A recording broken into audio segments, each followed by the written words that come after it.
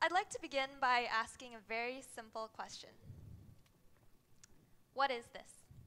A water bottle. Now, the obvious answer is a plastic water bottle, but there are other possibilities. For example, it could be a phone protector for on your bike. It could be part of a coin purse. Maybe it's a vase, a pencil holder, or an anything holder, really. And what about trash? Did any of you have trash as an answer to my question? Not many. And yet, if actually given this plastic water bottle, I'm sure most of us would throw it away. It goes to show that if we think creatively, the objects that we view as trash don't have to be trash. But here I'd like to point out that I haven't really been answering my question properly. The question I asked was, what is this? But the question we've been answering is, what does this do? See, I exemplified how the plastic bottle could be useful for holding coins and flowers, but if I really answered my question, I would have said that this is a cylindrical object that's made of clear plastic with one end open and the other end closed. There is a fundamental difference between these two answers. It shows that we're more interested in the purpose of an object than in its properties. And this is understandable because today, the pace of life is so quick that convenience has an ever-increasing value. We are interested in what something will do for us and how quickly it will complete that task. And that's why we're interested in products, not materials. What's the difference? While materials are simply the matter from which something is made, products are manufactured for sale. They're intentionally refined to be as convenient as possible to us, the consumers, the buyers. And well, you might ask, what's the problem with convenience? If it's convenient, all the better. And well, there's nothing in particular wrong with convenience, but let's take a look at this for a moment.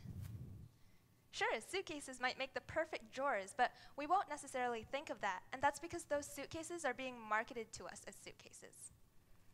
In order to convince us to buy them, sellers have to outline exactly what problems they'll solve for us, and so they have to define a purpose. Suitcases make it convenient for us to transport our belongings. This strict definition of purpose, although it clearly shows us why we might want a product, makes it a lot harder for us to identify other uses of that product.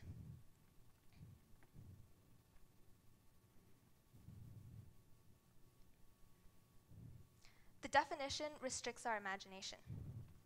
So, back to plastic bottles. All those images I showed you earlier were images I pulled from the web in a matter of minutes. And there are tons of other cool ideas out there, so out of all those possibilities, why do most bottles end up here? Now, I have nothing against recycling plastic bottles, and in fact in BC we do a pretty good job. According to NCorp Recycling Depot, 75% of all bottles sold are returned. But not to mention that other 25%, my question is this. Why do we throw our plastic bottles away, whether it's to the recycling depot or to the landfill, instead of reusing them? Time is an issue. But I think more importantly, it's our mentality towards stuff. Because if you think about it, we don't complain about the time it takes to check Facebook or to put on makeup.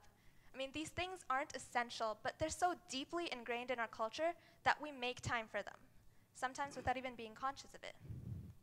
And so really, it's our mentality. My theory is that when we look at items, we think of them as either useful or not useful. And if it's not useful, it's trash and we discard it. With that mindset, I'd say that most of what we throw away is not actually trash, but stuff we don't want to bother with anymore. Very little of what we see as waste is actually waste. They're just imperfect items that maybe don't solve any of our problems anymore, but with a little time and effort can be made to. I mean, what is trash? If it is simply something that is no longer useful for a certain purpose, then why can't we use it for one of the million other purposes? Why bother? Well, the thought process of use or discard has led to a worldwide waste crisis. We saw this in Naples, Italy in 2010 when garbage collection failed. Here you see a little girl walking to school, and this is what we would have to face if we lived with our own garbage. However, most of the time it's shipped away to places like Guizhou, China, the electronic waste capital of the world. Here, workers spend their entire lives sorting through electronic waste, burning circuit boards to extract valuable pieces of metal. As a result, the waters are black and acidic, the air hangs heavy with chemical fumes, and children have lead poisoning. Our waste even extends to the oceans, as a massive floating island in the middle of the Pacific. UNEP estimated in 2006 that in every square mile there are 46,000 floating pieces of plastic. And in some areas, the amount of plastic outweighs the amount of plankton by a ratio of 6 to 1. So waste is an overwhelming prevalent issue. But instead of being desensitized to it, let's take a creative approach.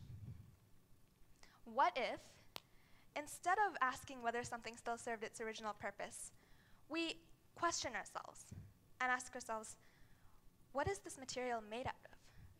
What forms can it take? What role can it play in our lives, in our world? As an example, in the Philippines, there are areas where homes are built very close together. There's no indoor lighting, so even during the day, it's super dark. And this creates tripping hazards and somewhat unsafe living conditions. Then this organization called Leader of Light decided to incorporate an idea by a man by the name of Alfredo Moser. He had come up with a brilliant idea. Okay, right now, right here, let's try to think as he did, and think of plastic Pepsi bottles, not as soda containers, but just as pieces of plastic. What's a property of plastic? Well, it's clear, so it lets in light. And so Mr. Moser filled these with water and a little bit of bleach to prevent bacteria from growing, and then he sealed it up airtight. Leader of Light installed these bottles into holes in the roofs, and the result looks like this. This is a comparison between before the bottles were installed and after the bottles were installed.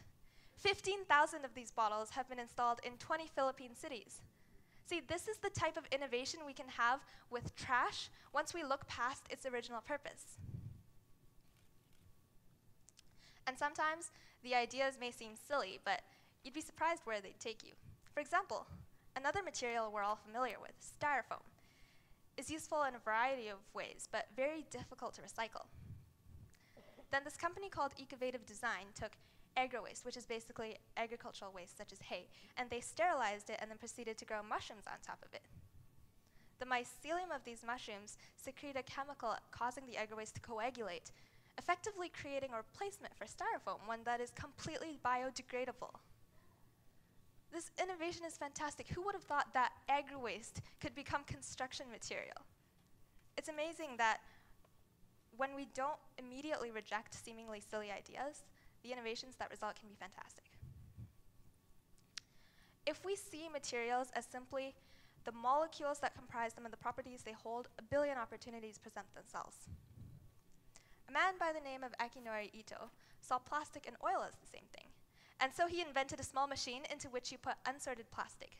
This machine melts, boils, and condenses it into oil. Further refining gives you kerosene, gasoline, diesel, etc., which you can then use for your car generator boiler right at home. Now, since this machine was small, it was transportable by plane, and so Mr. Ito was able to take it to places like the Marshall Islands, in the Philippines, and places in Africa. And there he talked to children in the neighborhoods, and he showed them what their plastic waste potentially could be. As he put it, it's a plastic oil field. It's a treasure, and it's a shame not everyone sees this. However, it's also beautiful that once we're reminded of how sustainability is a norm and waste is an abnormality, so many opportunities for creativity open up.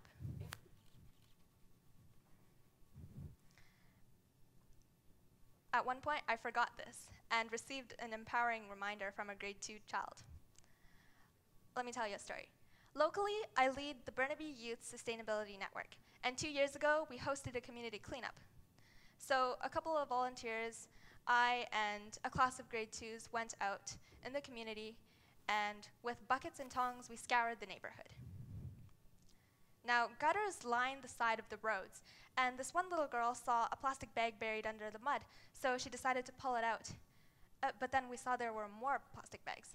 So we started pulling them out one by one, and you'd be amazed at the number of plastic bags in that one gutter. Eventually it was time to go, so I said so. But the little girl said she didn't want to leave. She said, "But there's more plastic bags in there. We can't just leave." And I was surprised because I had accepted the fact that there was more plastic in that gutter. I had said to myself, we cleaned up today, we did a good job, we should go back proud. But here was this little girl saying, I don't want to leave until that gutter is completely free of plastic. And so that was a reminder that waste is an abnormality. Also through the Burnaby Youth Sustainability Network, my exec team and I plan annual district-wide conferences for students in Burnaby as well as other districts of Metro Vancouver. For the past 4 years we've hosted the conference. We've decided to rent or reuse decoration materials. We used donated fabric for the tablecloths, salvaged miscellaneous items for farmers market and gardening displays, and used aluminum cans and fare cards for wall displays. The possibilities are endless. I mean, at home, have you ever considered using a CD spindle as a bagel tote? Or maybe using a bread tab to hold a spot on your roll of tape? Turning an old milk jug into a watering can? Turning a bookcase into a wardrobe? Or using magazines and a cushion as an adjustable storage stool? Or even something as simple as putting a plastic lid under a potted plant to collect water? Or using an old ice cream bucket and some layers of newspaper as a compost bin? These are all simple ways with which we can empower ourselves. And the beauty of these innovations far exceeds that of any brand new product. So here's my challenge to you. Please don't archive this TED Talk as having given you some good ideas.